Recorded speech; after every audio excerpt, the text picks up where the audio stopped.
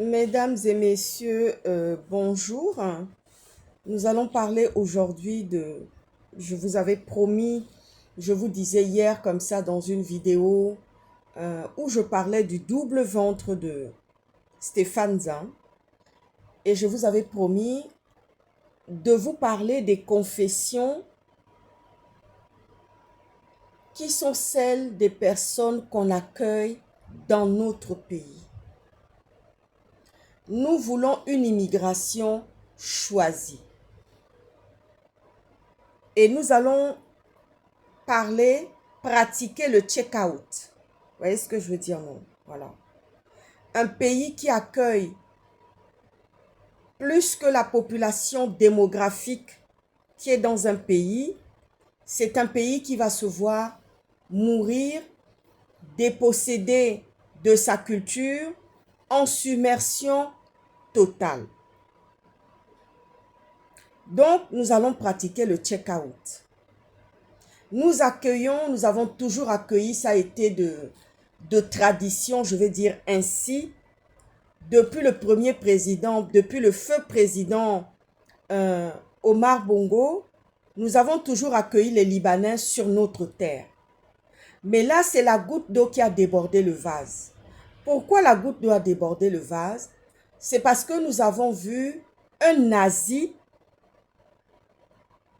qui est instrumentalisé par le gouvernement en place pour pouvoir justement casser des papos sur des dignitaires gabonais, notamment Madame Colette Akoli, qui est magistrate, et notamment Maître Moubembe, et j'en passe, et tous les enfants du pays. Vous voyez ce que je veux dire, non? Les Jonas Moulenda, les princesses de Souba, les mamans Suzanne Barat, tout y passe.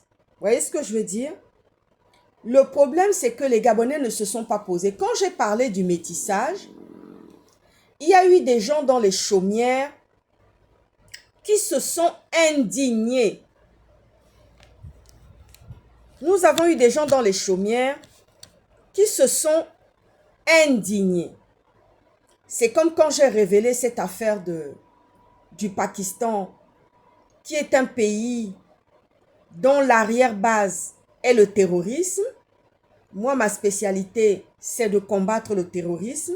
C'est ce que j'ai toujours fait, voyez-vous. Donc, aujourd'hui, cette histoire éclate au grand jour. Parce que vous savez, Dieu dit dans sa parole, les choses révélées sont à nous. Parce que là, nous allons parler de confession. Nous allons parler des confessions des gens que nous accueillons sur notre territoire. Parce que ça joue un rôle très important. C'est-à-dire qu'il y a des influences.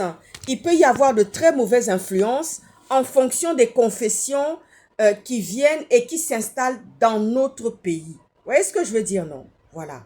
C'est pas d'aujourd'hui que les Libanais se promènent à travers pays et quand ils sont en guerre. La guerre qu'il y a eu au Liban dans les années 75, vous voyez ce que je veux dire? Il y a eu une guerre qui a duré très longtemps et 2 journalistes français avaient été enlevés justement lors de cette guerre-là parce qu'ils étaient partis faire un reportage au Liban et ils avaient été enlevés par des milices du Hezbollah.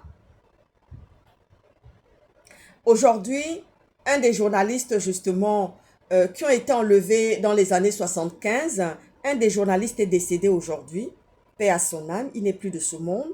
Vous savez combien de fois je suis l'actualité française, combien de fois je suis les journalistes français, parce que moi-même je suis fille de journaliste politique, mon papa était journaliste politique, et donc je suis énormément les journalistes, c'est ma deuxième famille, vous voyez, c'est ma famille les journalistes, vous voyez ce que je veux dire, non?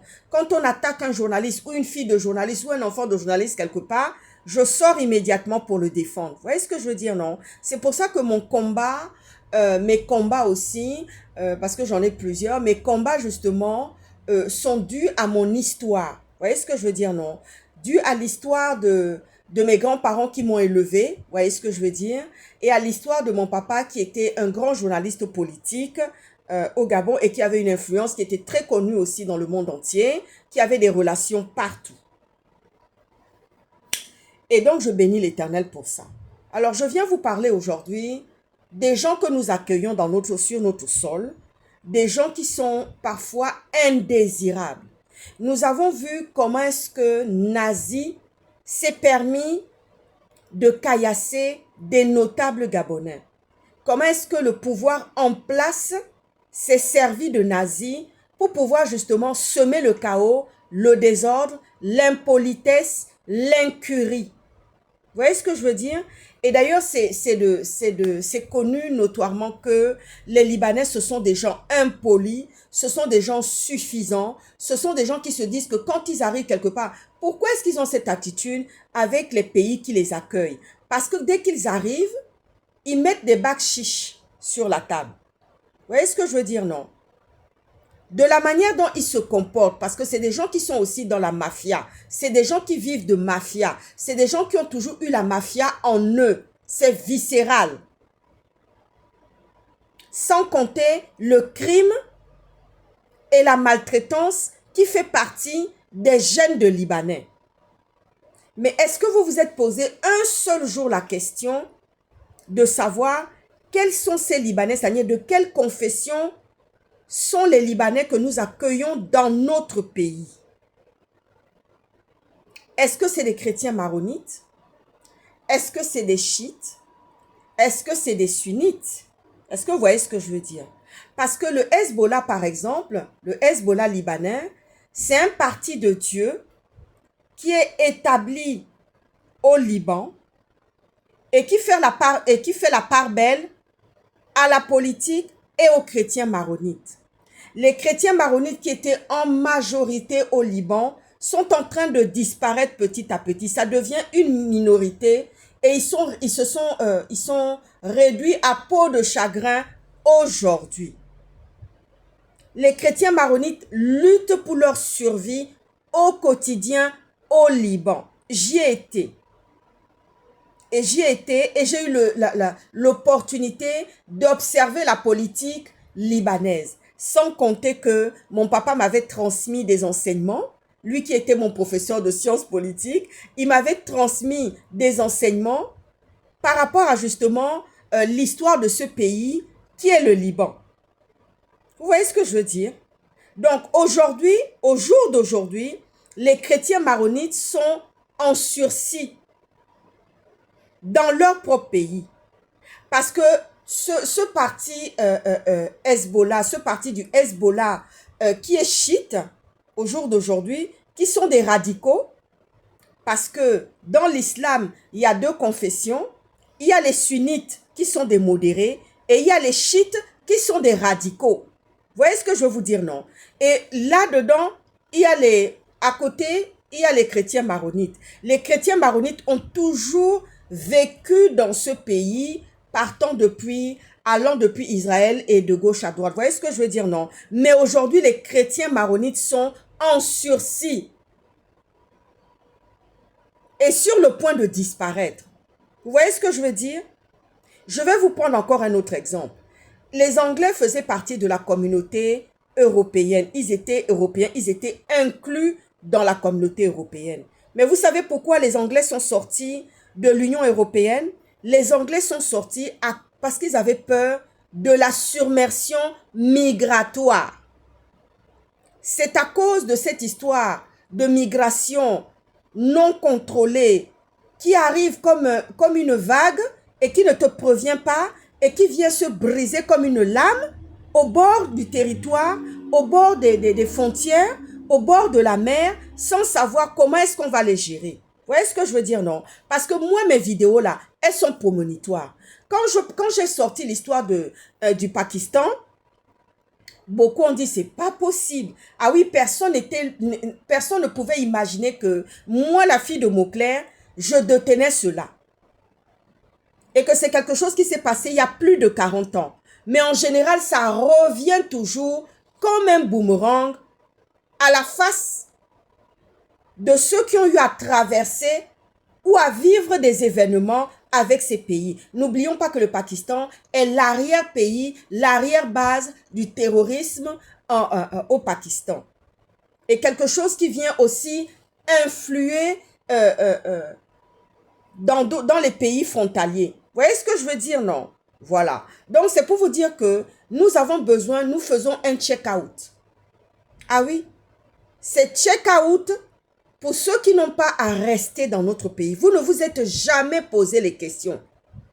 Parce que tout cela a une influence positive ou négative par rapport à nos us et coutumes, par rapport à notre culture, par rapport à notre pays. Et les Libanais, ce sont des gens suffisants. Ce sont des gens, quand ils arrivent quelque part, parce qu'ils passent leur temps à mouiller, à mettre de l'argent sur la table, à mettre des bakchés sur la table, comme ils vivent dans leur pays. Le Hezbollah, parce que je vais vous dire, les Libanais ont toujours travaillé pour pouvoir armer ceux qui sont dehors. Pour pouvoir armer le Hezbollah et tous ceux qui se battent pour la région, dans cette région du monde où il y a Israël, où il y a la Syrie, en tous les cas, où il y a l'Égypte, où il y a la Palestine. Vous voyez ce que je veux dire, non? Parce qu'ils se battent aussi pour la Palestine, ils se battent aussi pour la Syrie.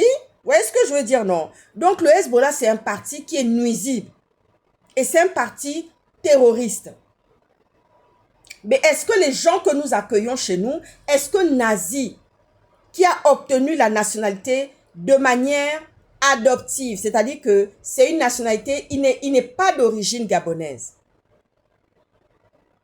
Il est né sur le territoire, je ne sais pas s'il est né sur le territoire gabonais, ou il est arrivé comme ça, comme un courant d'air. Vous voyez ce que je veux dire, non? Donc, au jour d'aujourd'hui, nous avons un Nazi qui détient une nationalité gabonaise, mais qui n'est pas d'origine gabonaise. Et nous ne savons pas de quelle origine, de quelle confession ses parents sont-ils. Est-ce que ses parents sont chrétiens maronites? Est-ce que ses parents sont sunnites? Les sunnites qui sont modérés? Est-ce que ses parents sont des chiites ou du Hezbollah?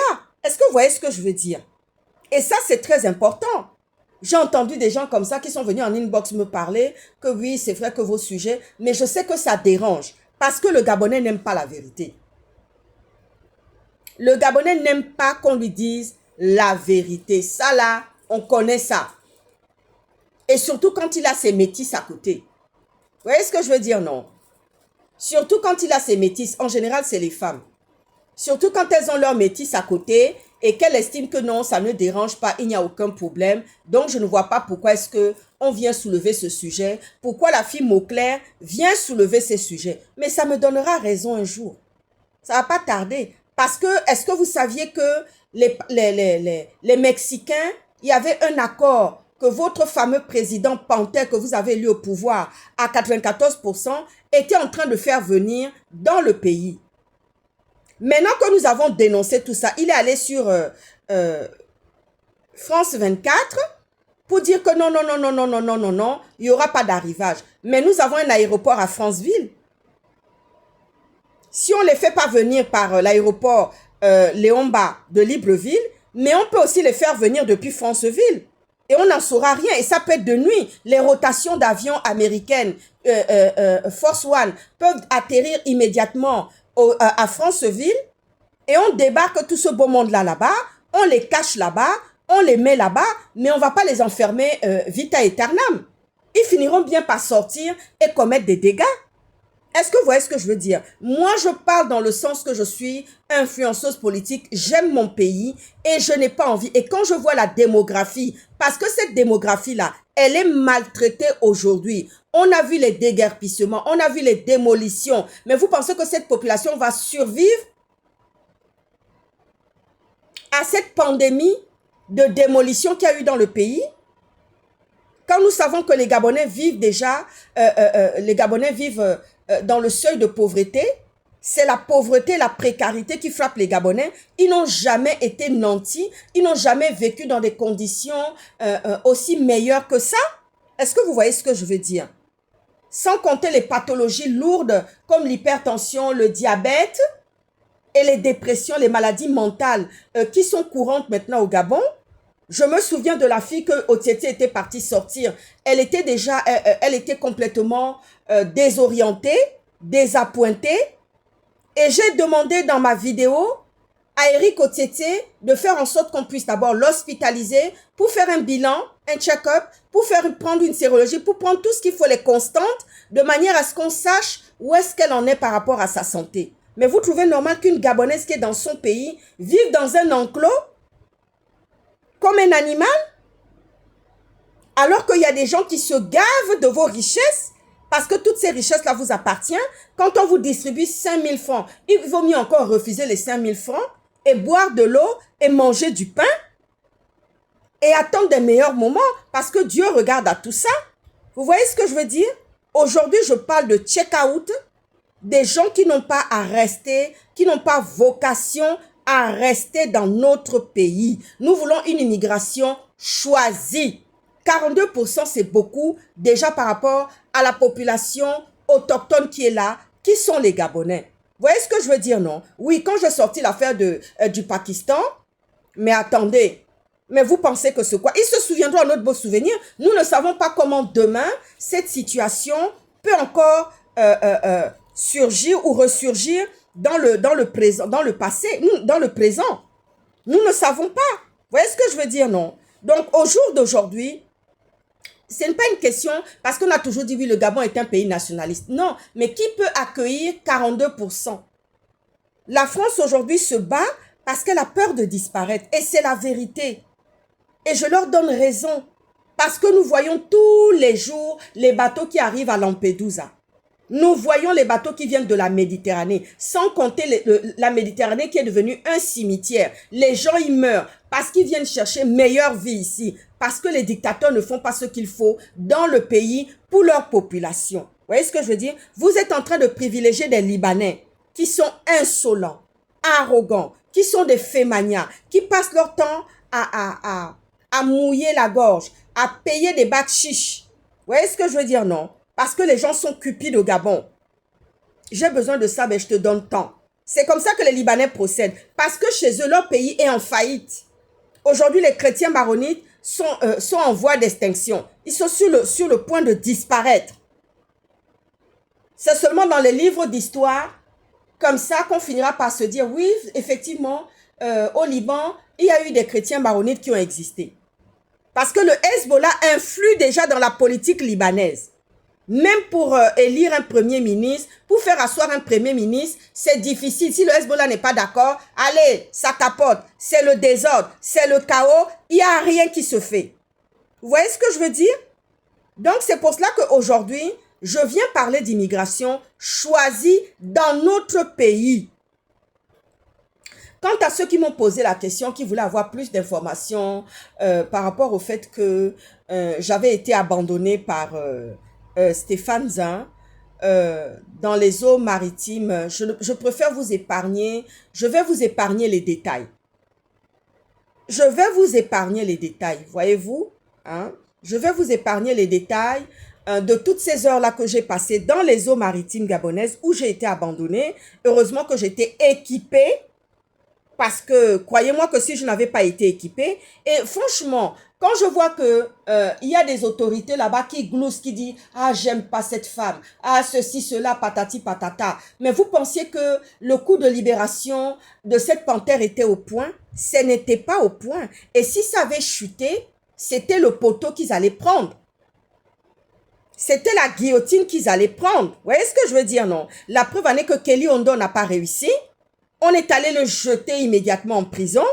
Et aujourd'hui, une panthère ne veut pas le faire sortir. Vous voyez ce que je veux dire, non? Cet homme qui est Stéphane Zin détient beaucoup de choses de ma personne. Il détient non seulement... Et malgré ça, je m'en suis sortie de cette situation des eaux maritimes. Mais en plus, il y a aussi... cet homme détient aussi des stratégies que je lui ai confiées. Il y a eu des choses, des stratégies, des choses que j'ai vues passer dans le gouvernement et il y a des choses qu'ils ont retournées que dans la stratégie que je lui ai donnée à ce fameux Stéphane Zin, qu'il a retourné dans le mauvais sens. Vous voyez ce que je veux dire? Non, je ne veux pas le dire ici parce que je veux rester encore professionnel. Il y a des choses qu'on peut dire ici et il y a d'autres qu'on ne peut pas dire ici. Mais entre-temps, quelqu'un qui a un poste émérite, au Gabon, et qui abandonne une Gabonaise dans les eaux maritimes du Gabon. Heureusement que j'étais équipée. Vous voyez ce que je veux dire, non? Pendant des heures, je suis restée attendant attendant le feu vert de Stéphane Zin. Je ne l'ai jamais eu. Et c'est quelqu'un d'autre qui m'est venu, qui m'a apporté l'information et qui m'est venu en aide. Vous voyez ce que je veux dire, non? Donc, je rigole énormément quand je vois ce fameux président Panthère qui raconte, qui glousse comme ça, qui se la raconte avec son gouvernement et ses autorités, qui sont des valets, qui n'ont rien de consistant. Vous voyez ce que je veux dire, non? Qui n'ont rien de consistant. Quant à l'histoire, oui, mais pourquoi tu n'as pas parlé avant? Mais si je t'ai venu parler, on aurait dit, oui, je suis en train de chercher un poste. Je n'ai jamais cherché un poste au Gabon ou quoi que ce soit au Gabon. Vous voyez ce que je veux dire, non? On m'en a proposé dans le passé. Quand Omar Bongo était là, il en a proposé. J'ai dit non. J'ai dit non, je ne veux pas. Parce que je voyais déjà tout ça. Vous voyez ce que je veux dire, non? Exactement. Je ne suis pas la fille de quelqu'un. Je ne suis pas la fille d'un journaliste politique pour rien. J'ai été nourrie au bon grain. Vous voyez ce que je veux dire, non? Voilà, j'ai le regard affûté. J'ai lui qui est très bien, vous voyez ce que je veux dire, bien développé. Non seulement j'ai le regard affûté, mais j'ai aussi, j'entends très bien, je capte très bien les sons, je ressens beaucoup de choses. Donc, il n'était pas question que je vienne m'exposer au Gabon, vu ma personnalité, mon caractère, et en tant que femme, ma liberté, que j'aime tant, que mes grands-parents m'ont donné et que mes parents m'ont donné. Il n'était pas question que je vienne au Gabon vivre des malheurs et des souffrances dans ce pays. Vous voyez ce que je veux dire, non? Et si ça se trouve, j'aurais peut-être pu aller avec des gens, aller épouser quelqu'un, que peut-être même ce n'était pas la bonne personne avec qui il fallait aller. Vous voyez ce que je suis en train de vous dire? Donc, aujourd'hui, nous parlons de l'immigration choisie et du check-out pour ceux qui n'ont pas y à être. Vous voyez ce que je veux dire, non? Parce que quand le gouvernement gabonais s'est laissé à convoler avec Nazi, a commencé à chahuter et caillasser. Et nous avons vu ce qui s'est passé après. Nous avons vu les arrestations de Mehdi Valentin et Jaffray. Nous avons vu comment est-ce que Maître Gisèle Eyubekale a été encerclé dans son cabinet. C'est-à-dire que tous les droits humains ont été violés. Tous les droits de la défense et des clients ont été violés, massacrés. Parce que tout simplement, nous avons un homme qui est un dictateur sanguinaire. Ça, je vous le dis et je n'en démords pas. Vous voyez ce que je veux dire, non? Mes mémoires de contact sont là. Même les stratégies, j'ai donné six propositions à Stéphane Zin. Non seulement il y a les mémoires de contact, il y a la stratégie que je lui ai apportée, il y a aussi, comment dire ça, les mesures que j'ai données à Stéphane Zin. Vous voyez ce que je veux dire, non? J'ai vu passer des choses, je ne sais pas. Vous savez, la stratégie, c'est quelque chose qui se construit dans un lieu feutré. La stratégie ne vient... Quand on fait une stratégie, quand on prépare une stratégie politique, quand on veut mettre en place une stratégie politique, ce n'est jamais devant les yeux du monde entier comme ça, ni devant les réseaux sociaux. Non. C'est toujours dans des lieux feutrés. C'est toujours dans le secret qu'une stratégie se prépare pour qu'elle soit ensuite présentée aux yeux du monde. Dès qu'elle est mise en place, dès qu'elle est préparée et bien faite, on la présente, on la met en place, on la véhicule. Vous voyez ce que je veux dire, non? Jamais une stratégie, vous verrez jamais un stratège venir comme ça, donner des stratégies comme ça devant le monde entier, ventiler, distribuer ça comme ça comme des petits pains. Non, non, non, non, non, non, non, non, non. Vous voyez ce que je veux dire, non? J'ai apporté des mémoires de contact, j'ai apporté de la stratégie, j'ai apporté aussi des mesures. Vous voyez ce que je veux dire, non? Il y en a une notamment que j'ai vu passer, mais ça n'a pas marché parce qu'ils sont venus mettre encore une clause là-dessus. Je vais prendre par exemple l'histoire des bourses. La fameuse histoire des bourses qu'on devait donner à tous les Gabonais. Mais ils sont venus mettre une clause en disant qu'il faut avoir 12 de moyenne pour obtenir la bourse. J'ai parlé des fournitures scolaires aussi, dans les mesures que j'avais données dans les heures qui ont suivi, pensant que cet homme, moi je pensais que cet homme allait pouvoir faire quelque chose pour le pays. Et comme je savais que Stéphane Zin était sur le point de rallier cet homme, je lui ai donné 6 mesures. Et j'ai même dit, je me souviens que dans les mémoires de contact, j'avais dit oui, il en manque quelques-uns, il faudra les compléter. Vous voyez ce que je veux dire, non? Non seulement j'ai apporté des mesures, non seulement j'ai apporté des mémoires de contact, de la stratégie et des mesures aussi. Il y a beaucoup de gens qui ne savent pas ça. Mais seulement, il y a d'autres, il y a des stratégies qui ont été mises à l'envers, qui ont été faites dans le sens contraire. Vous voyez ce que je veux dire, non? Et comme Stéphane était un vilain petit canard, voilà ce qui s'est passé. Mesdames et messieurs, je suis venue aujourd'hui vous apporter, en vous parlant de l'immigration choisie, est-ce que les Libanais que nous accueillons chez nous, c'est des chrétiens maronites? Est-ce que c'est des sunnites modérés? Est-ce que c'est des faucons, les chiites radicaux dans le pays? Parce que tout ça, ça a un impact sur nos us et coutumes et nos populations et nos terres. Vous voyez ce que je veux dire, non? Voilà. Parce que les Libanais ne sont pas dignes de confiance.